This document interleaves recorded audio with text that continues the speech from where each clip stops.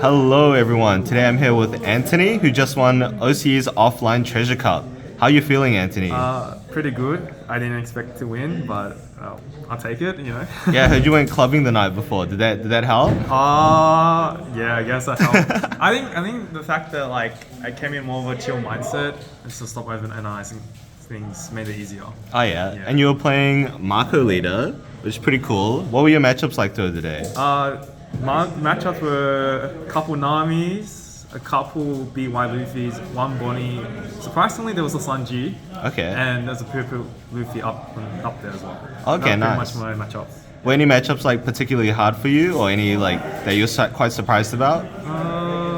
I thought the Sanji was going to be hard because with Marco, you are afraid with rush decks. But I think it's because it was a high, tall kind of attacks rather than going wide. It was a lot easier than I thought. Okay, cool.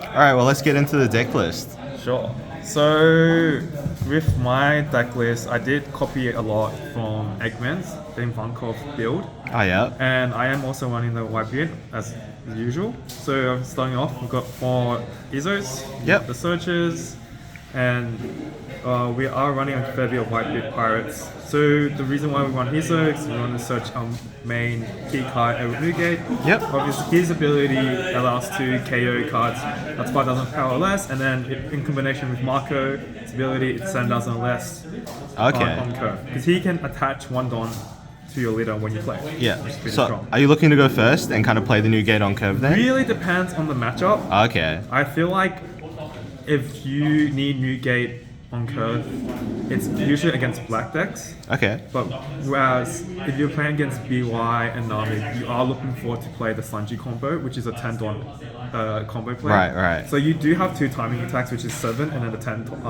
Don. Okay, so that's what you're most conscious about when choosing first or second? Yes. Yeah. So a lot of the times you do go second because it is a lot of power play because you also have the Ivankov combo with 2 costs as well. I'll show that in a bit as I go through the deck list. Cool. So a part of the Whitebeard package we have Atmos. Atmos is a very key card against Doffy. I wrote this recently. Against Doffy, you going second is preferred, but if you're going first, usually turn 5 is the weakest turn, and you don't have much of an answer. When they play an active character, you can't attack them with your leader's ability. So Atmos is the only removal at turn 5, and it's the only one that can stay as your board when you're removing cards. Okay, cool. And then we also have Josu. Honestly, I think Josu won me the game last game against BY. So with Josu, the reason why I went 3 because you can always play a searcher and then bounce back that searcher to gain more cards and gain more momentum. Plus, you can remove any cards that have a KO effect, the anti-KO effect. Right. So with Josu against BY, You can bounce the Sabo. Sabo, remove the 5-cost Luffy. Especially when they go first and you go in second, they will play 5-cost Luffy on curve. They want to awaken. You just play Josu, bounce that back. Cool. Slow them down. Next, we have Gravity Blade. Gravity Blade was purely for BY, but it has helped me against Purple Luffy and Doffy. With Gravity Blade, obviously it removes 2 bodies. So once you already establish a body, it's almost like a win one card kind of game. Except for BY, when it's very good against when they play Sabo and you notice they have nothing else in the trash but no other Sabos, you can remove it.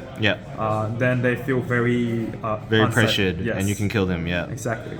That's nice. It. And then Pudding.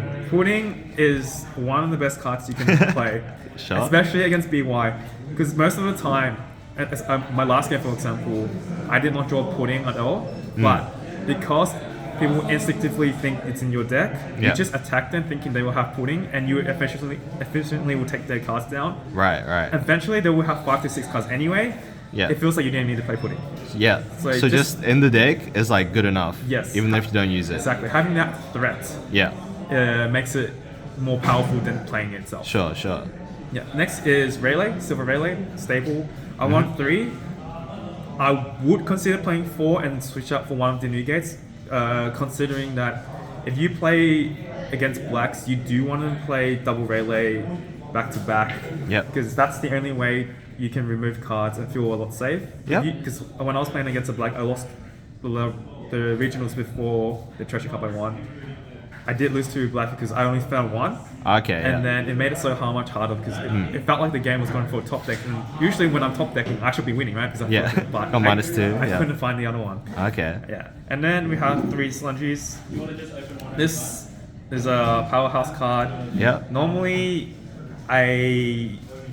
when I play against Doffy, I will put them in the bottom. I will not look for this at all and just focus on getting Silver Relay. Yeah. But when you're playing against late game decks, you do want to play Sanji as much as you can.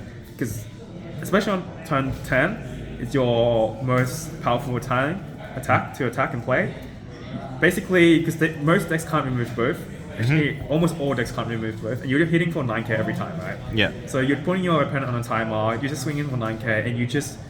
Once this is out, and since you have so much removal, you just keep removing the board. Right, And they right. can't deal with the 9k. So it really stabilizes your position. Yeah, exactly. Yeah, awesome. You're winning from there. So I have Kandan, Duval, and Ivankov. Okay. So what I like about this deck so much is that also why you should go turn 2 is your turn 4 play is very nutty.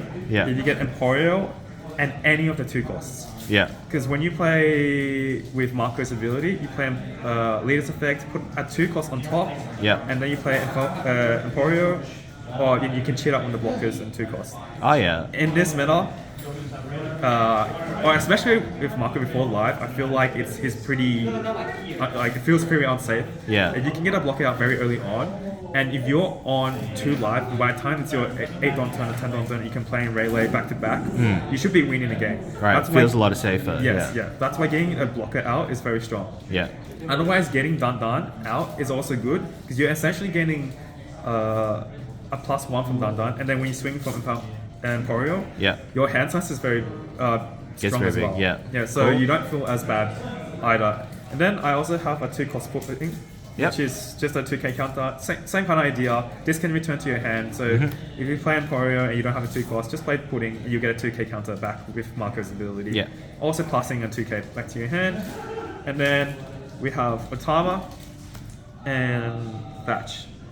Yep. So these guys are my 2k counters as well. So I Yep. have 12 2k counters in this deck. And with Dan, basically you will grab one of these 2k counters or Izzo. Yeah. What Thatch is, it's pretty much an Otama, but you take a life. Yeah. Normally I never play this. Okay. But the only matchup I do is play against Nami because realistically she's not really attacking your Yeah. life. Yeah. And then Otama is great because you can combo and kill any cards that's like at least 10k power, especially with Relay, right? Yeah. So Just extra minus. yeah, extra minus.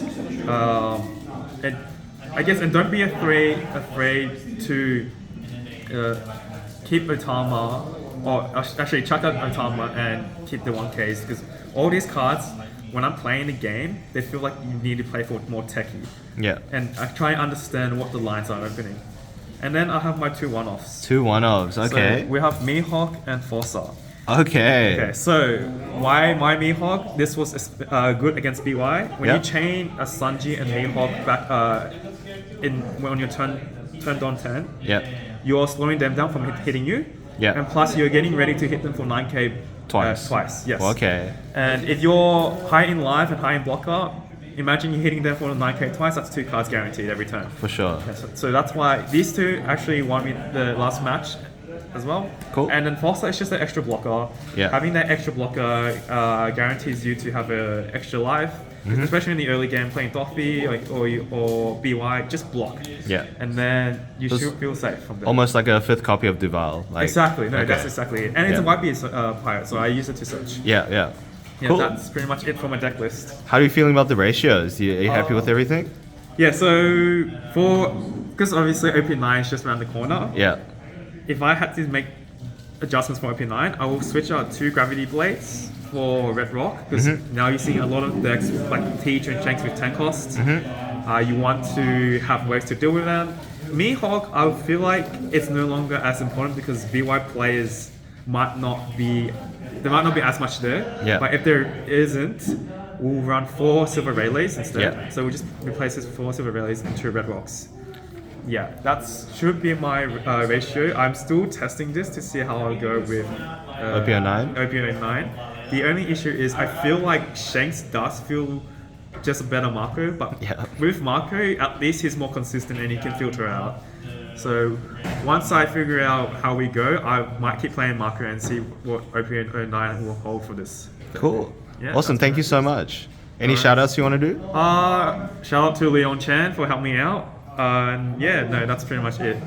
Awesome. Thank you. Thank you.